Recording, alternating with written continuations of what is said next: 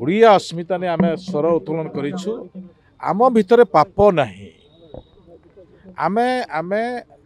आम महापुरुष मानक आम सम्मान देबु आज नुहे ए सरकार जेते दिन थी कौनसी महापुरुष मानक आम अवमानना करूँ बिजू बाबू केवल ओडिशार बरपुत्र नहंती ए विश्वर बरपुत्र तांकर मान्यता केवल ओडिशार नुहे भारत वर्ष भी आज मन रखुच्छी विश्व भी आज मन रखुच्छी अनेक प्रकार उदाहरण अच्छी से दृष्टि जो माने विगत दिन में जो स्वप्न थिला से स्वप्न को साकार करने अनेक प्रयास करिसंती किंतु से प्रयास भितर एते कुठार कथ करिसंती बिजू बाबू को ताहा दुख लगुच मु भी से सरकार समय थी से सरकार चली समय भी विरोध में मो दल में मु बसी एवं से समय मु देखी पंचायतर सरपंच को क्षमता काढ़ी नवा पंचायत सरपंच पाखर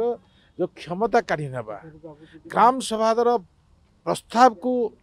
अनादर करवा ये बिजू जनता दल काम ना बिजू बाबूंकर काम बिजू बाबू पंचायत को स्ट्रेंथन करने चाहते पंचायत विकास गोटे स्वरूप तैयारी करते किंतु एमाने से स्वरूप को आज छिन भिन करदे जहा फल कि लोक मानकर वितृष्णा है वितृष्णा बिजू बाबू विरोध में नुहे वितृष्णा बिजू जनता दल विरोध एटा मु कहूनी लोक जन लोक ए प्रकार आभास देते से दृष्टि जो माने राजनीतिकरण करा ठीक नुहे आज आम सम्मान दौचु पाप बिजू जनता दल कर ओडिया लोक करना ओडिया लोक केबे भी बिजू बाबू को असम्मान करेंगे ना कि कौन से सरकार भी करिबो नहीं निश्चित भाव में जदि पंचायत को जदि क्षमता से काढ़ी नहीं